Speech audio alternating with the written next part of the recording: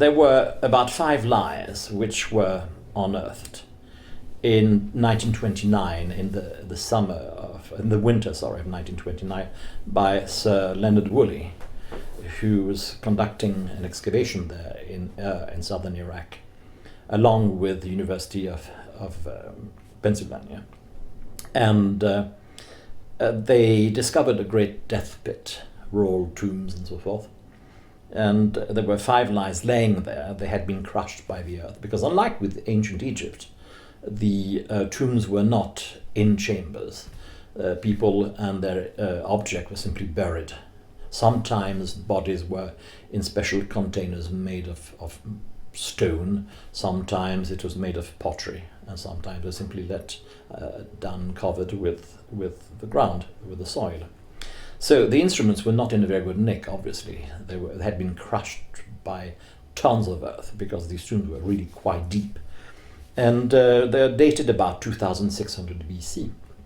So the only instruments which were left almost in their entirety were 2 of these, which were covered with silver.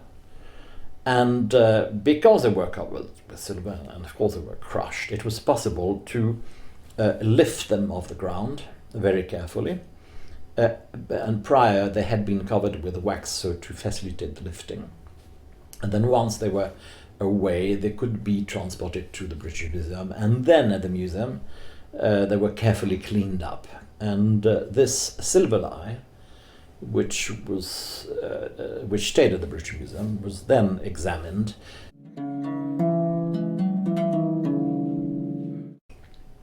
My methodology was is simply to do the replication of the instrument without having any kind of inspiration from any form of texts, because I wanted to remain absolutely true to the quality of the original archaeological drawings. That was it. So I built the instrument, and we made with Miriam Marsotto, who is currently doing a postdoctoral research with me at the museum, we started to make calculations with regard what would be the ideal string knot length, because the length is defined by the shape of the instrument. So we knew that the strings average about 80 centimeters in length. And of course, because of this structure, the strings were all about the same length, because of the trapezoidal form of the instrument, with variations between only 76 to 84. So an average of 80, or about 80. So we defined the mass of the strings and the tension they would have had at the time, and the tension and the mass was made in relation to the materials that they would have used. So we know that a string is sa in Sumerian. That's the name for a string, which is pitnu in Akkadian, and we know that sa and pitnu is also a term which means gut or tendon. But with regard to a musical instrument, we think that the gut was more appropriate. We know that at the time in Sumer, in southern Iraq, they would have used indiscriminately guts of any kinds of animals: the bull, the cow, the deers, the fallow deers, lambs, rams, and pigs, because we remember that Judaism doesn't exist yet, and therefore pig is okay. And why not cats, chickens, whatever they would have used. They use it because guts, with all animals, including the human variety, have got extremely good qualities. It's a material which can be used as a sheath for a knife, which can have so many, you can sew with it, so leather bits in it, you can make shoes with it. And of course, when you twist a gut, you simply use it as a string. And of course, if the string is not thick enough, you take 2 lengths of gut and you twist them together. Why not 3, 4, and 5? As long as you obtain a proper result. So our calculations on this instrument, the result of these calculations,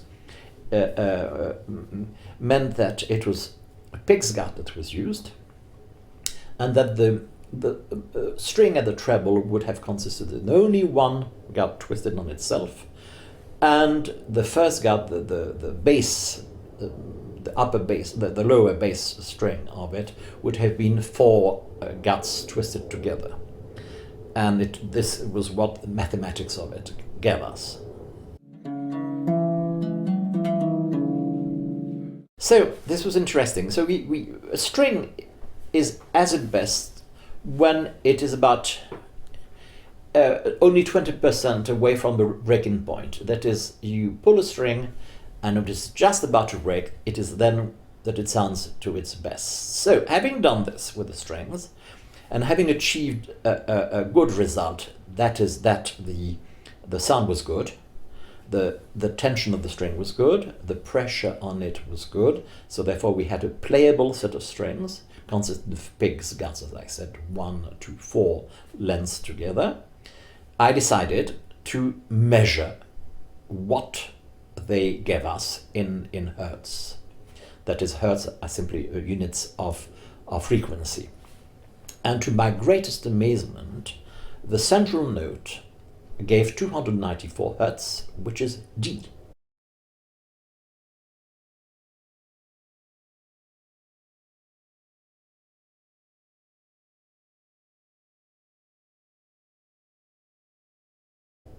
And what do we have in ancient texts? A text called Nebit-Nu 32.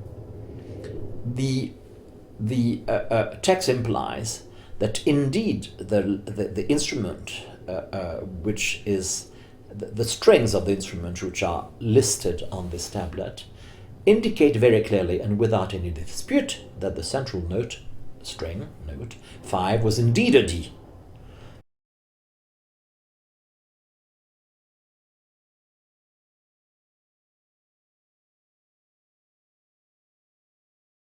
So there, the textual evidence confirm the validity of the replication of the instrument, the validity of the organology.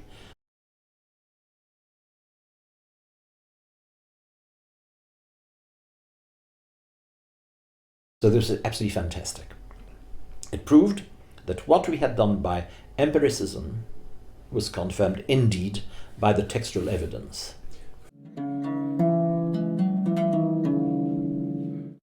The D is reached as a note. It could be a C sharp. It could be, no, it cannot be now, because we know it was 294 hertz, and in our modern scale, 294 hertz is a D when the A is 440 hertz.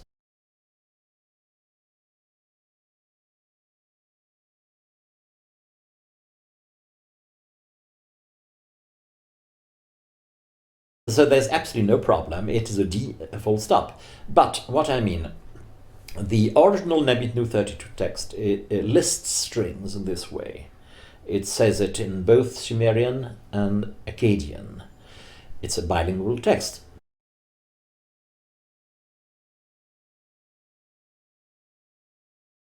But I will not bother you with this. I will simply say it in English. The first string is called first string. We have second string, third thin string, fourth string created by the god Ea. Ea was the god of wisdom, music, and balance.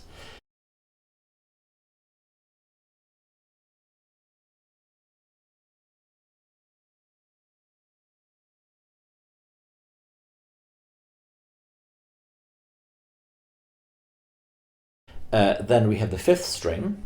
Then we got the fourth string of the behind, third string of the behind, second string of the behind, and behind string. For a long time, many scholars couldn't see the significance of having a third thin string. For any musicologist, it's quite obvious. A third thin string, being thin by its definition, implies that it is at the treble of the instrument. And also it implies that it is possibly a string which might be tuned in different ways, because it has an adjective attached to it. And then we have the next string, the fourth string, which has been created by the god Ea.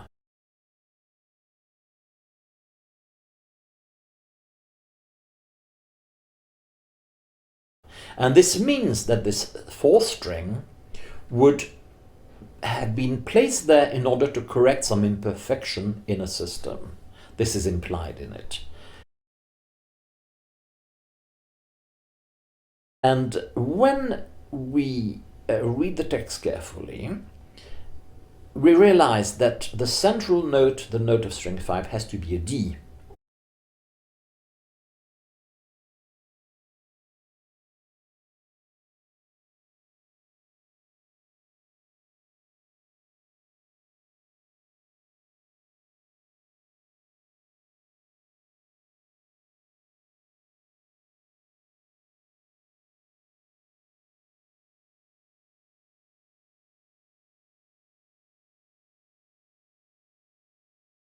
And that the two opposites are 1/5 apart and must be an A at the treble and must be an A at the bass. And then you tune up a fourth from the bass towards the treble, and then a fourth down from the treble's note to down, and so forth. And you finally obtain a remarkable pentatonic structure. And then you complement it to obtain a diatonic, enneatonic structure, that is a structure with 9 notes. And because of the symmetry, which was so important in Sumerian times, the central note has to be a D in order to generate the symmetry.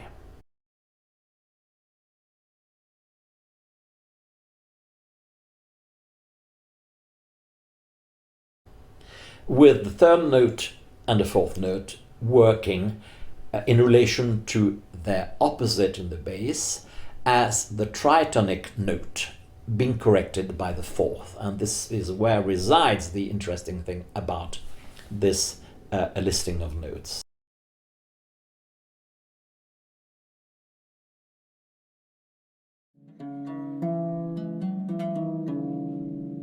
The Sumerians used a system of mathematics which was the sexagesimal system.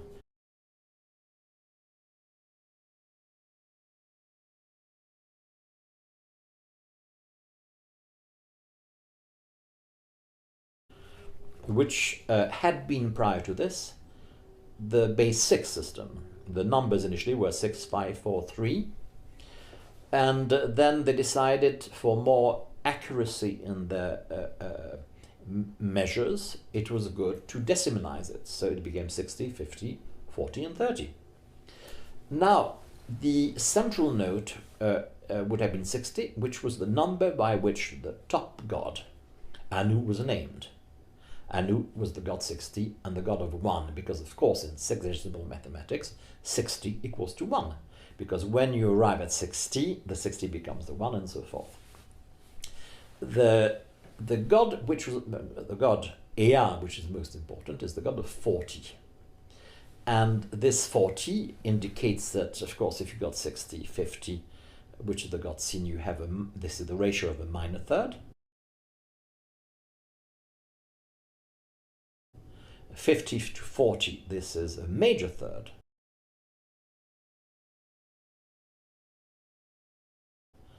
So therefore, you have 2/3 bringing to a fifth, and the ratio of Ea to 30 is a fourth.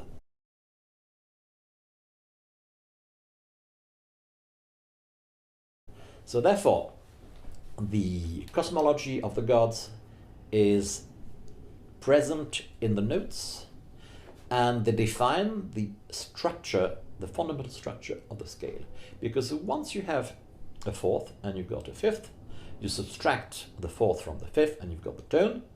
When you've got a third, a minor third, and you have its reciprocal, it becomes a major 6, and a major third becomes a minor 6.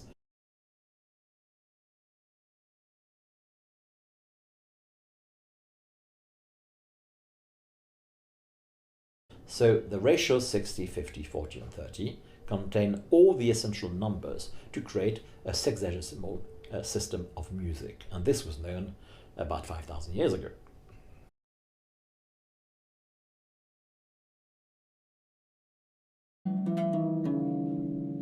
Now I will show you how the tuning was done roughly, because it can take a certain amount of time. Now, we said we've got the central note is a D, and they will tune the fifth above, but this is about just.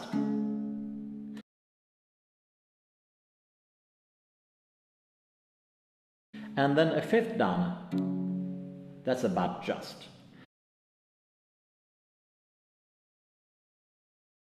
Then a fourth up,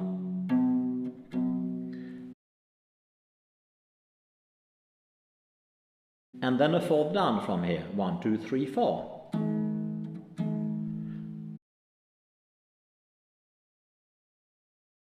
And from the fifth, a fourth, and here too.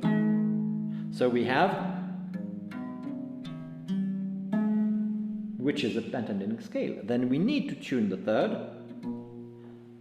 and this one having the tritone.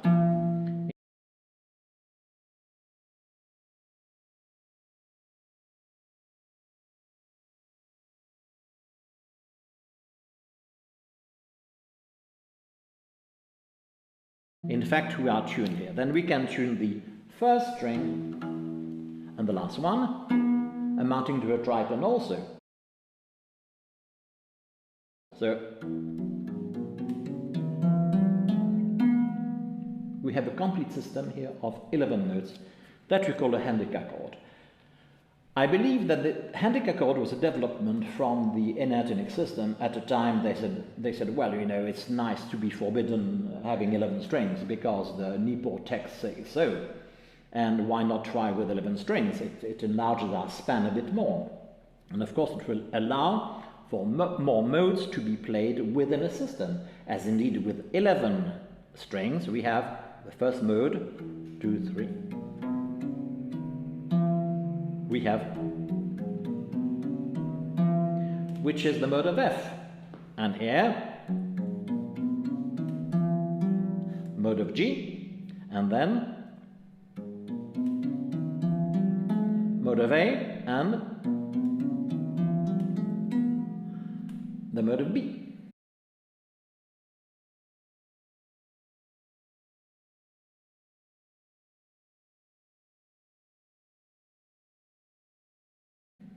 So, effectively, 11 strings allows for having 4 modes within. So it's a very interesting instrument. But these modes are with 7 notes, and this tends to indicate that this style of music based on the NA chord was a transition period between the 9-note system and the 7-note system, which was adopted effectively and completely not before the first millennium BC.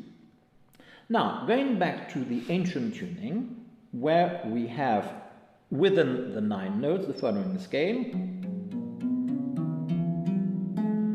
the way to generate the next mode would be to locate the tritone. Here it is.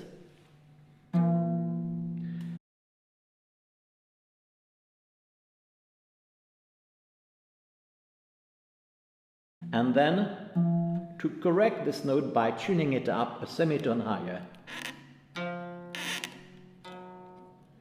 And then we have the following mode. And so on. So from the mode, the original mode, they would correct a note of the tritone in order to generate the next mode.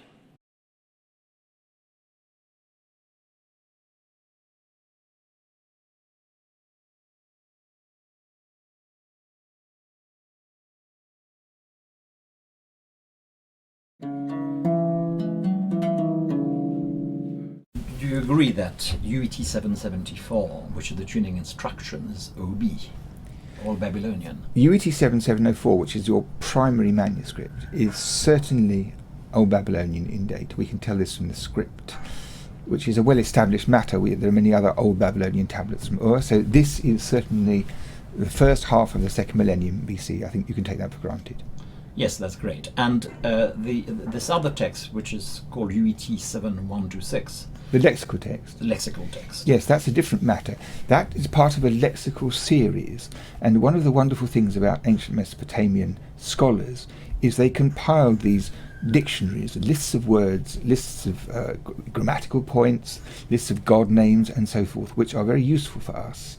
And there was one particular series called Nabnitu, which was in fact probably got underway about the last few centuries of the second millennium BC, maybe about 1200 BC, something like that, they started to make lists of Sumerian and Akkadian words under the name Nabnitu, and there are 32 tablets that make up this whole composition, and the last one is the one which is most important for music, because the scribes who compiled it took the old Sumerian words for the names of the strings on this instrument and translated them into their Babylonian equivalents, because the cuneiform writing, as you know, sometimes covers text in the Sumerian language, sometimes in the Babylonian language, and you can't tell when you look at the cuneiform signs which language it is until you read it.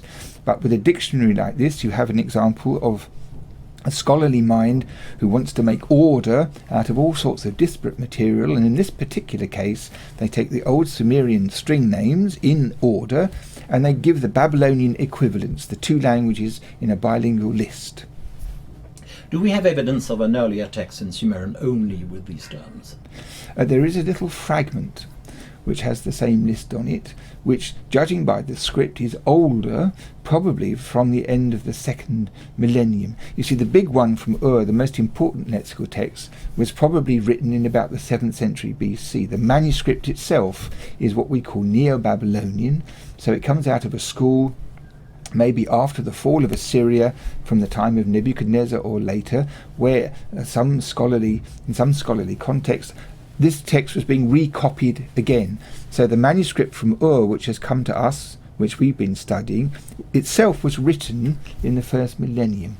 But because of this little fragment, we can be sure that the content, the actual ideas and the words on it, come from a slightly earlier period. And this is nothing surprising, because the whole emphasis of cuneiform scholarship was to preserve learning from a previous period, to preserve it exactly, to pass it on, to copy it, to transmit it, and the musical information which we have now from these scattered pieces is part of this program, where things were established, they were understood, they were written down, and then they were preserved and copied and copied and copied and copied. So we've been talking about these manuscripts as manuscripts, and of course they are wonderful from the cuneiformist's point of view as important resources. When it actually comes to appraising them in terms of their importance for the history of music, they are colossal, because what we have uniquely, and what has become clear perhaps for the first time quite recently, is we have archaeological evidence for the instruments themselves, we have images of them, we have graphic representations of them, and we also have, as it were, living texts written by musical minds about this material. So it means that a musicologist has the wonderful opportunity to combine an instrument, a reconstruction of an instrument, an understanding of its detail, with a text written from that culture which has survived to us, where the two can be combined to produce real understanding for the first time of what this music really was like.